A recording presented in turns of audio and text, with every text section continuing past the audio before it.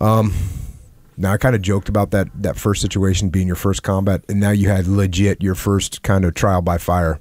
Yeah. You're at combat. You're at the outpost at Cop Monty, and you're under attack. You actually got some wounded. Some Askars are wounded, and here we're going back to the book. Where's Staff Sergeant Kennefic? I yelled. Doc Layton pointed toward the northeast tower. Get over there and stay with him, I yelled. Suicide bombers sometimes rush the wire, trying to take an infidel with them as they evaporated in a red flash. Without hesitating, Doc Layton ran down the stairs across the open space and into the tower with Staff Sergeant Kennefic. 2 or 3 seconds later, a rocket slammed into their bunker, exploding into pieces. An Afghan worker huddled there beside the sandbags. Smoke rolled out of the tower. They're gone, I yelled to Johnson, not believing what I had just seen. I resumed firing. It's all you can do. The best first aid at that point was to return fire. Johnson worked the radio. Fox 3-1, Fox 3-1, this is Fox 3. Staff Sergeant Kennefic, Doc Layton, come on, answer up. We kept firing, but it seemed unworldly now. We were on automatic. Lieutenant Johnson got on the radio again. 3-1, Fox 3-1, this is Fox 3. Staff Sergeant Kennefic, Doc Layton, come on, man, answer up. Then finally, yeah, this is 3-1. We're good. 10 minutes later, our attack helicopters began strafing runs, low rumbling burrs like a giant burping. Incredible firepower to those lovely birds. Enemy fire ceased. Attack over. Johnson and I ran over to the bunker as Staff Sergeant Kennefic and Doc Layton stumbled out. The 4 of us sat on the bloody sandbags in the growing dusk talking about it.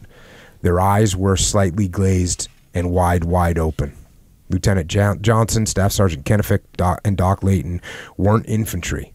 They had considered that by coming to Afghanistan they might die, but it hadn't kicked in until now.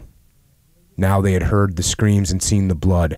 Everybody soot-covered understood now that if we went home together, it might not be alive. The Askars were cleaning up the bloody mess not 6 feet from us, taking away the ripped-up body of their friend. We mumbled some stuff. All of us were too embarrassed to talk about our feelings, but we knew what we were all thinking. This shit was for real. And there were only 4 of us. We'll be there for each other, Doc Layton said. The surfer dude surprised me. He had said the one thing that made any sense. Yeah, that was the Sunday before. So Ganjgal was on a Tuesday. That was September 6th of 2009. It was a huge rocket attack. I mean, they were dialed in. It was terrible. Like, I can remember it as if I was there.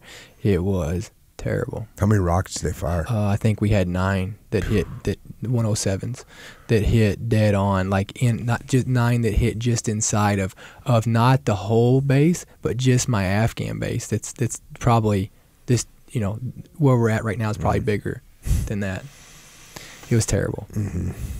And that was a wake-up call. Oh. It was for all of us. I mean, it was for all of us, and it was for them. And I'll never forget. I'll never forget talking. I mean, we finally sat down and talked about what do we do if we lose one of it. What do we want? And gosh, it was so real. And I'll never forget Kennefic. I had medevaced out a guy, a wounded soldier that day. And he was putting me in for a Bronze Star. And I'll never forget, we were just walking through in the little hooch, and he said, and where we lived at. And he was just, kind of joking a little bit later on that day. He's like, hell, Meyer, the way shit's going for you, and as unlucky as you are, he goes, you'll probably be in for a Medal of Honor before this deployment's over with. And it's just crazy. Yeah.